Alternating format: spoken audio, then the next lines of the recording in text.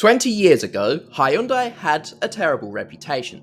They were a joke. The cars were rubbish, they looked terrible, and they drove terribly, and they had an awful safety record. But since the bad old days of the 2000s, Hyundai as a company has massively improved their reputation, building cars that are better to drive and a whole lot better to look at. Hyundai were finally making cars that you could be seen driving without everyone laughing at you.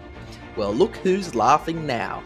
Hyundai is a huge name, a name that strikes fear into competing car manufacturers and carries the weight of one of the biggest car manufacturers in the world. By the early 2010s, Hyundai had arrived, and they were ready to show the world that they were not the laughingstock company they were 10 years ago. Hyundai's story is a unique one within the motoring history, a company that's gone from a laughingstock to a reputable brand. Producing good cars is not something that happens often. The only other one I can think of is Skoda. Very often, the opposite happens where reputable brands start producing rubbish, like this thing. That's what makes Hyundai's story so interesting, and their transition from rubbish to reputable, from failed to fantastic, wasn't just happening on the road. It was happening on the rally stages too. Time to find out what happens when the engineers eat their N cereal.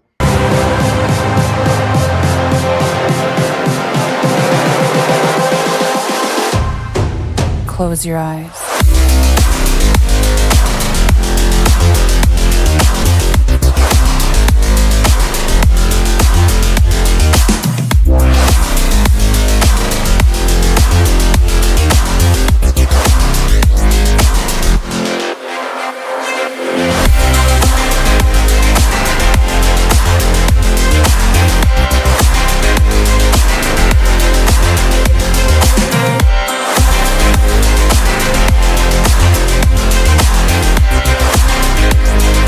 Hyundai left the World Rally Championship abruptly during 2003.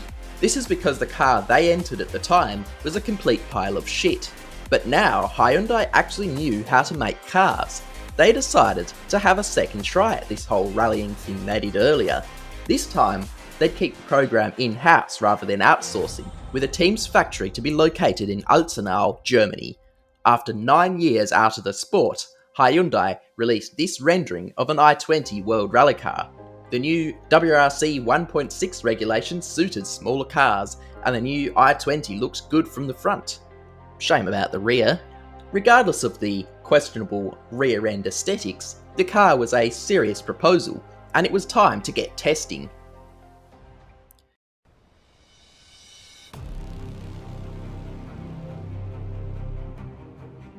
The sun is shining over the gravel roads of Portugal. The wind turbines tower over these roads, but beneath them is Brian Bouffier, Hyundai's test driver, and he's here to evaluate the car. Hyundai is conducting a shakedown test today. This is a test that involves taking the car to a stage, driving it flat out for a bit, and then checking to see that everything actually works. For the team, this is a vital stage. Although they aren't testing for performance, if something goes wrong, it could suggest there's an issue with their design or manufacturing, and the whole project could be delayed. Tensions are high for the Hyundai team. The pressure is on to find out if their World Rally car is running as it should be. But then, delightment. The car runs flawlessly, and now the team can move on to performance testing. They would later have to run the same process for their tarmac spec car, again with a shakedown followed by performance testing. Once the initial tests were done, it was getting closer to 2014. A new season, and for the second year running we welcome a new team with the return of Hyundai. Of course, this will be a really important moment for Hyundai Motorsports.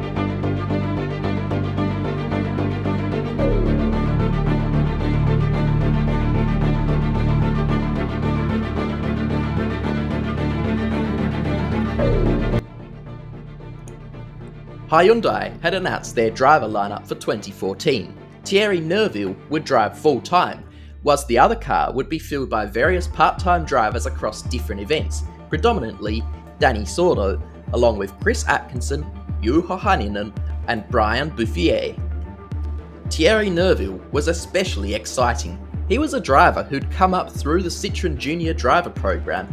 This was a program that produced Sébastien Loeb, the 9-time World Rally Champion, and Sébastien Ogier, the driver who had won the previous World Championship in 2013 in dominant style with the Volkswagen Polo R. And let's talk about the Polo R for a second, because that's what Hyundai would be up against. In 2013, it won all but 3 rounds, and finished on the podium in all but 1, with its worst ever result being 5th place. Sébastien Ogier dominated the World Championship, squashing the hopes and dreams of anyone who wanted a world champion not named Sébastien for the first time since 2003. But they did not score a 1-2 in the World Drivers' Championship, because driving an M Sport Fiesta was a man named Thierry Neuville, who took 2nd place in the 2013 World Drivers' Championship, and now he'd be at Hyundai. They weren't just taking any drivers they could find, they were hunting down the big names. In the other car wasn't just any old fella either. Dani Sordo only had 1 victory so far, yet he was always held in high regard. Constantly stuck in the shadow of Sébastien Loeb as Citroën's number 2 driver, the Spaniard, also a product of Citroën's Junior Driver Program, was always near the front of the field, although couldn't always reach the very top. He was not going to make life easy for the other drivers. It was time for Hyundai and their i20 to make their debut.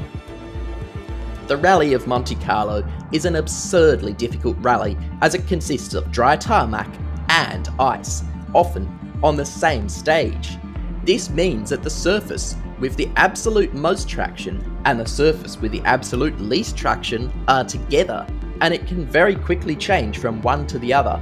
Tyres are always a compromise, with tarmac snow tyres being a more intermediate option than the full snow tyres used on gravel snow events, and if you get on the ice on dry weather tyres, as is often the case, your top speed may be in the single digits. Stage 1 got underway. Car number 1, Sébastien Ogier, would be the first to enter the stage as he was the world champion. He'd set the 3rd fastest time in his Polo. Next into the stage would be Thierry Neuville. The road order for the first stage of the first round determined by the previous year's championship. Neuville got underway, but almost as quickly as his rally started, it ended.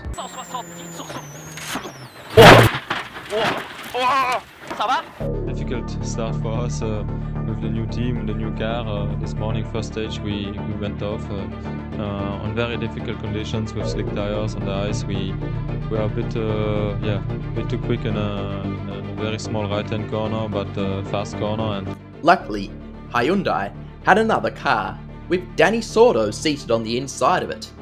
This is because it'd be weird if he was sitting on the outside of it. On stage 1, Sordo was only 11th, but with the tricky conditions, he was happy just to even finish the stage. Stage 2 was a better stage for Sordo.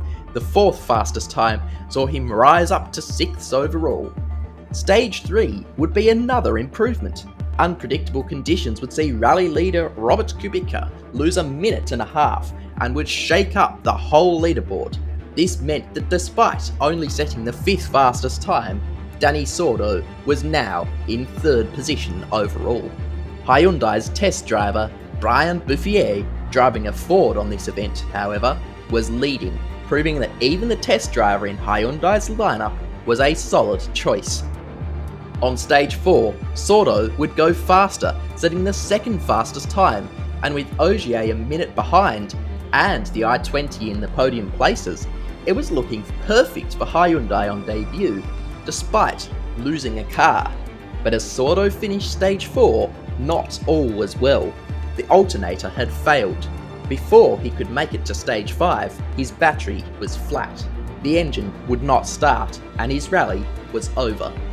Hyundai recorded a double retirement on their debut with the i20. On paper, not a good start, but the car showed heaps of potential. Dani Sordo was fighting for a podium before his alternator decided to stop alternating. And Thierry Neuville, well, he didn't even manage to set a split time, so it's not exactly clear what his pace was.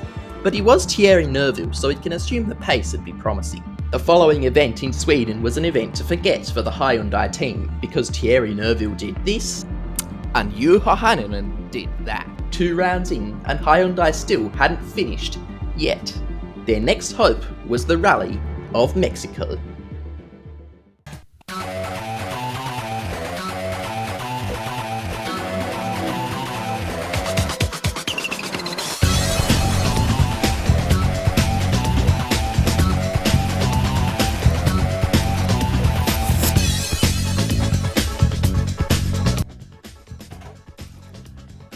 The previous year's Rally of Mexico was the event where Thierry Neuville got his first ever podium finish, and Thierry Neuville was excited for the event once more.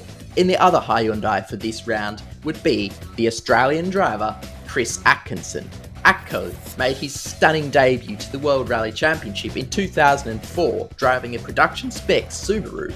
He managed to finish 5th in that production car, catching the eye of the Subaru team, who gave him a drive in the World Rally Championship. After initially struggling with a strong urge to drive into every ditch he could see in his early WRC career, Atco became a highly consistent, reliable and fast driver for Subaru. In fact, he was offered a drive with Citroën at the end of 2008, replacing Danny Sordo, but declined, only for his team, Subaru, to then leave the sport suddenly due to the global financial crisis. Atco was a solid driver, so once more Hyundai would carry a strong driver lineup. Stage 1. The super special stage would not go well for Atco though. An issue meant he only set the 23rd fastest time, but for Neuville things would go better. 6th fastest, a solid start for the Belgian. The following stage would see Neuville drop down to 8th place, and Chris Atkinson would have issues with its anti-lag system, costing him further time. Stage 4 would see further problems for Chris Atkinson, with his rear suspension failing, costing even more time. Atco was out of the top 10, with the issues he faced. Meanwhile, Neuville was still running in 8th place. The 16 kilometres of the Las Minas stage on its second pass, the 8th stage of the rally, would see Thierry Neuville climb to 6th place overall, by setting the 5th fastest time and being aided by Chris Meek going off. The rally was starting to show its colours as a rally of attrition. Mikko Hirvonen and Andreas Mikkelsen had also gone off. Stage 10, the super special stage once more, would see Thierry Neuville set the 2nd fastest time. This would elevate him to 5th position. By the end of the first day, the Hyundai pairing of Neuville and Atco were in 5th and 8th. Even better, Neuville was just 1.5 seconds behind the Welshman Elfyn Evans in his M Sport Ford Fiesta. This was now a battle of fine margins. Every second would count for the duo locked in the battle for 4th place. And for Evans, he took the upper hand on the first stage of the following day, beating out Neuville by 1.5 seconds to double his lead to 3 seconds. But the following stage would be the 53.7 kilometre long Orta Test stage, the longest stage in the World Rally Championship. A perfect place to make some big gains. Neuville set the 4th fastest time, 14.1 seconds faster than Elfyn Evans. But things got even better for the Belgian. Citroën's Mikko Hirvonen damaged his suspension. He couldn't repair it and his rally was over, vacating the 2nd spot to make a VW12. But more importantly for this story, Thierry Neuville was now 3rd. As the stages rolled by, Neuville's lead over Evans continued to extend. Not even a small brake issue could stop him. On the final stage, he crossed the line to take 3rd place, the first ever podium for Hyundai, with Chris Atkinson in 7th position. A strong rally for Hyundai, but it wasn't over yet, because the rally doesn't actually end at the final stage. They still have to drive along the public road to the rally's official end at the service park. And Thierry Neuville's i20 had a radiator leak. If he doesn't repair the radiator, the car will overheat, and he'd be forced to retire from the rally, forfeiting his 3rd place. It was dramatic scenes at the roadside as Neuville frantically worked to repair the car. Some spectators handed him a bottle of beer from the event sponsor, which I can't name because YouTube would put a misinformation label on the video if I name the company. With the car filled with beer, Neuville drove the car to the service park to claim his 3rd place. The Hyundai i20 would take more points finishes over the next few rounds, with an acceptable reliability record too, although nobody could match the domination of the VW Polo Rs. The impeccable reliability, amazing pace and incredible driver lineup made the Polos simply unmatchable. There was only one round in the previous year, 2013, when VW didn't have a podium finish, and that was Rally Deutschland.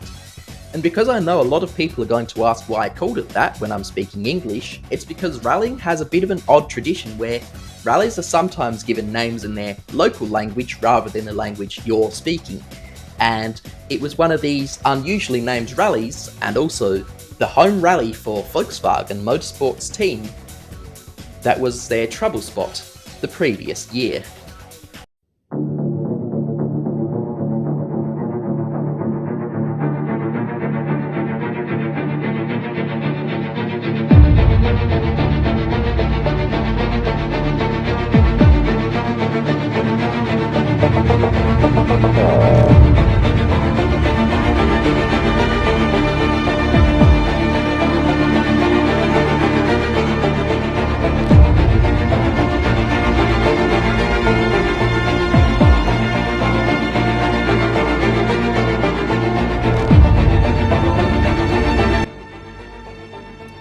Coming into Rally Deutschland, Volkswagen were looking unbeatable. Yeah, sure, they didn't win it last year, but they had the best car and one of the greatest drivers of all time at the wheel. The car had no flaws, no issues to exploit. It was a perfect harmony of man and machine.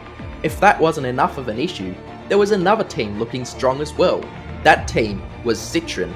If VW didn't win, Citroën would be the ones to capitalise. The DS3 was strong, having won the Manufacturers and Drivers' Championship in 2011 and 2012 with Sebastian Loeb at the wheel. And it wasn't just the DS3. Citroën had an amazing track record at Rally Deutschland. They had won this event every single time it was held as part of the World Rally Championship. Up to this point, for a long time, it was the case that if you were watching Rally Deutschland, you were watching the battle for second, because first is already decided. Citroën no longer had Sebastian Loeb though, the 10-time winner of this event.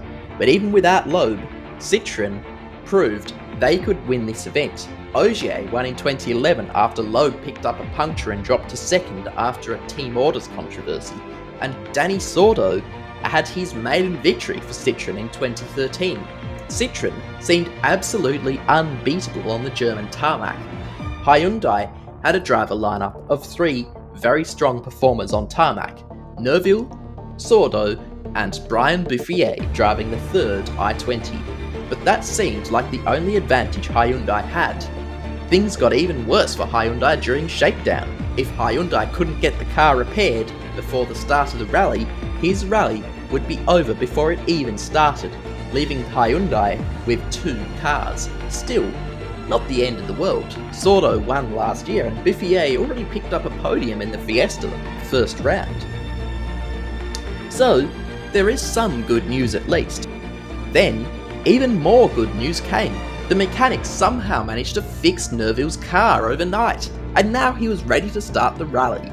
On the opening stage, Neuville was slow. His handbrake was still broken from yesterday's crash, and on the tight opening stage, this cost loads of time, and he only went 12th fastest. Luckily, they had two cars in the points, Brian Bouffier and Dani Sordo. Bouffier was 10th, but Sordo was in 4th place. He would drop to 6th on the following stage as Mikkelsen rapidly moved up the timing screens to take 3rd place, making it a VW 1-2-3. After the midday service, Neuville had his handbrake fixed and he was now going fast. By the end of the 5th stage, Neuville was up to 6th position behind Sordo in 5th. But then, on the final stage of the day, the undefeatable Volkswagen team had their first bad news in the last 12 months. Ogier had gone off, his car falling to a road below. He was out. Jari-Matti Latvala took the lead, promoting Dani Sordo to the podium. But this wasn't without problems for Hyundai. Neuville had smoke in the cockpit on the final stage, but he managed to bring it back to service to get it all fixed up. The following morning, the rally leader, Jari-Matti Latvala, was fast, but Thierry Neuville was even faster, second fastest on the opening stage of the day. Proved Thierry was one to watch. On the 9th stage, Dani Sordo would do the same as Neuville, but it was the 10th stage where Neuville would really get the hammer down, the second fastest time once more, but this time it was enough to push him up to 3rd place, ahead of his teammate Dani Sordo. By the end of the second day, Neuville remained in 3rd place, a minute behind the dominating Volkswagen of Jari-Matti Latvala. But the good news was that he was also now just 4.3 seconds off the 2nd place Citroën of Chris Meek. Day 3 started with drama. Jari-Matti Latvala decided he wanted to produce some wine. Sliding down the embankment, his car was left in an unrecoverable position. Latvala was out. This moved Neuville up to 2nd. He was now just 4.3 seconds off the new rally leader, Chris Meek, driving the Citroën. Citroën had won here every single time it was held as part of the World Rally Championship, and Chris Meek was now in the perfect spot to do it again, beating Neuville's time in the opening stage of the day by 4.1 seconds, nearly doubling his lead. Neuville had no chance against the flying Citroën. The next stage, Neuville and Meek knew they had to push hard. On stage 16, Chris Meek went late and hard on the brakes, and hard into the concrete wall as well, breaking his Citroën suspension. This promoted Thierry Neuville to the lead of the rally. He now only had 2 stages left to go, 2 stages, and he would pick up his first career victory. It was a treacherous rally. He had a 30-second lead, but despite this, he continued pushing hard, pushing to the limits of what his Hyundai could do. Any small mistake and he'd lose it all. The roads were covered with mud, the stages with varying grip, millions of concrete walls waiting either side of every stage, waiting for another car to consume. He won stage 16, and now he knew he had just 2 stages to go. At the start of the weekend, he had destroyed his car, and now he was leading the rally. 4th place on stage 17 would see him retain the lead, and then there was just 1 stage to go, the power stage. The top 3 on this stage would be awarded extra points. Would Neuville push hard for extra points and risk crashing, or would he hold back and guarantee the win, sacrificing the power stage? We soon found out. The power stage got underway, and Neuville was flat out, pushing hard through the stage to maximise his points. But then, it finally happened. Neuville crossed the finish line to take Hyundai's first World Rally Championship round victory, and he picked up 2 additional points for 2nd on the power stage too. In even more good news, 2nd place went to Dani Sordo, making it a Hyundai 1-2, and this was at effectively Neuville's home event, just 85 kilometres from his German-speaking hometown in Belgium. This would be the only win this iteration of the Hyundai i20 would get. By the end of the season, Hyundai were last in the Manufacturers' Championship, ahead of only single-car teams, effectively last place of all the full manufacturers' teams. But that didn't matter. Hyundai had proven that they could build a car that could compete for victories. The car was still early in its development cycle. What Hyundai failed to achieve in 4 years the first time they tried entering the World Rally Championship, they managed to achieve in just over half a year by 2014. Hyundai had arrived. In 2016, the car would be replaced by the Hyundai i20 NG World Rally car, which itself would be replaced the following year for new regulations, when the Hyundai team started fighting for world championships. And that's what I'll cover in part 3 of the team's transition from failures to winners.